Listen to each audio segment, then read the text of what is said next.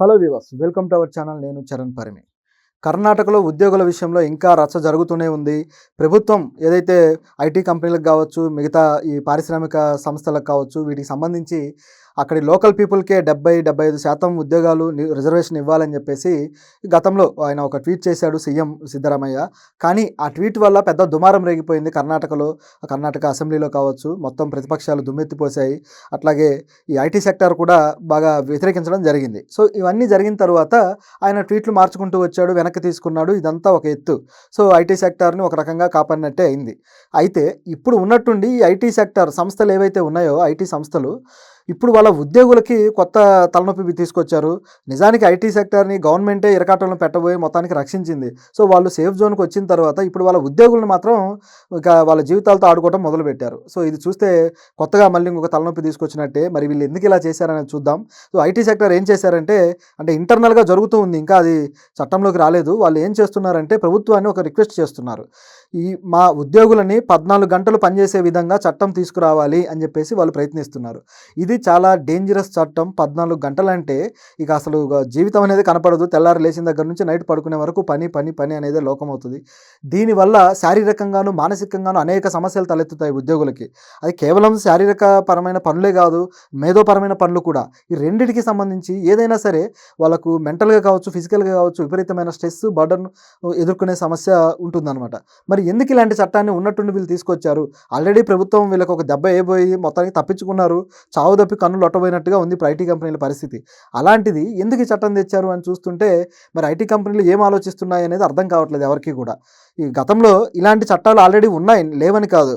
ఇప్పుడు కేంద్ర ప్రభుత్వం కూడా ఆఫ్టర్ ద కరోనా పాండమిక్ తర్వాత ఈ చట్టాన్ని ఒకదాన్ని తీసుకొచ్చింది. పారిశ్రామిక కంపెనీలకు అన్నిటికీ కూడా ఈ పరిశ్రమల్లో చేసే ఉద్యోగులు లేబర్ ఎవరైతే ఉంటారో వీళ్ళు 14 గంటలు పనిచేయాలి, 16 గంటలు పనిచేయాలని చెప్పేసి చట్టాలు తీసుకొచ్చాయి. అవి పూర్తిగా నిజం చెప్పాలంటే లేబర్ యాక్ట్స్కి, లేబర్ రైట్స్కి కూడా వ్యతిరేకం, హ్యూమన్ రైట్స్కి కూడా వ్యతిరేకం.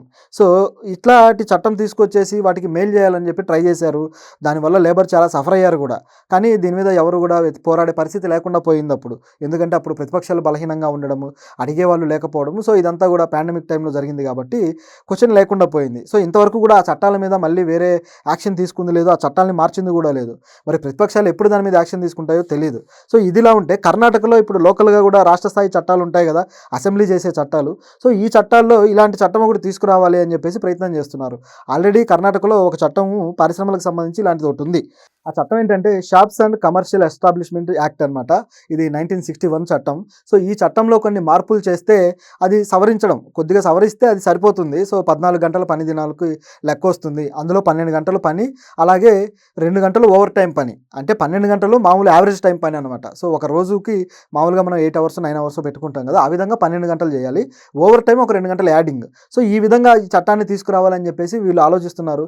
సో ఇదంతా దుర్మార్గమైన చట్టం. అంటే ఇక వాళ్ళ ఉద్యోగుల జీవితాలతో ఆడుకోవడమే. దీనివల్ల జరిగే నష్టాన్ని ఇప్పుడు ఈ ఉద్యోగులు, ఐటీ ఉద్యోగులు వాళ్ళు కొద్దిగా వ్యతిరేకించడం జరిగింది. వాళ్ళు దానికి సంబంధించి ట్వీట్లు కావచ్చు, అట్లాగే సంస్థలతో మాట్లాడడం కావచ్చు చేస్తూ ఉన్నారు. సో వీళ్ళు ఏమంటున్నారంటే దీనివల్ల లే ఆఫ్లు పెరుగుతాయి, ఉద్యోగుల ఆరోగ్యం మీద ఎఫెక్ట్ పడుతుంది.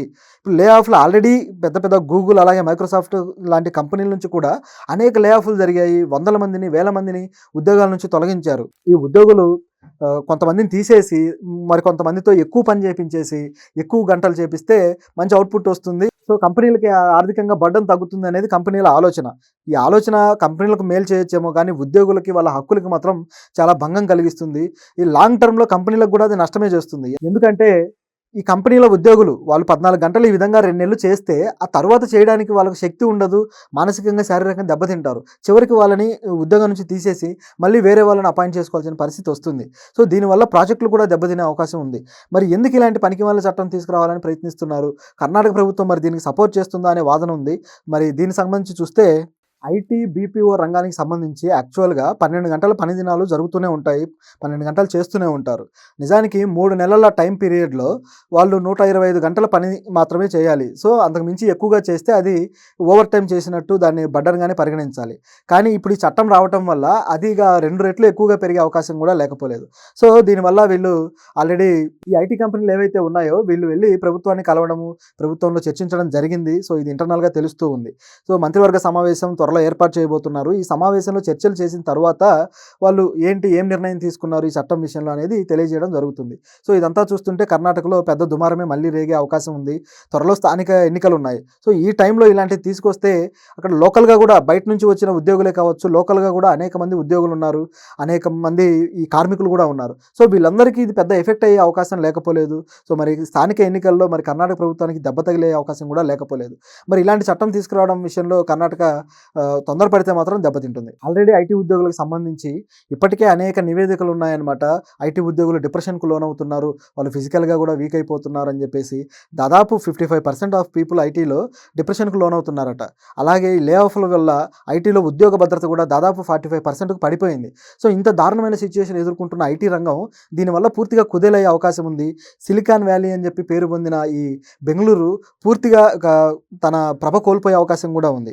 ఎందుకంటే ఇక ఎప్పుడైతే లే ఆఫ్లు స్టార్ట్ అవుతాయో, ఎప్పుడైతే కంపెనీలకు తలనొప్పులు స్టార్ట్ అవుతాయో, ఇది వీళ్ళు వేరే వైపు వెళ్ళిపోవాల్సిన పరిస్థితి ఏర్పడుతుంది.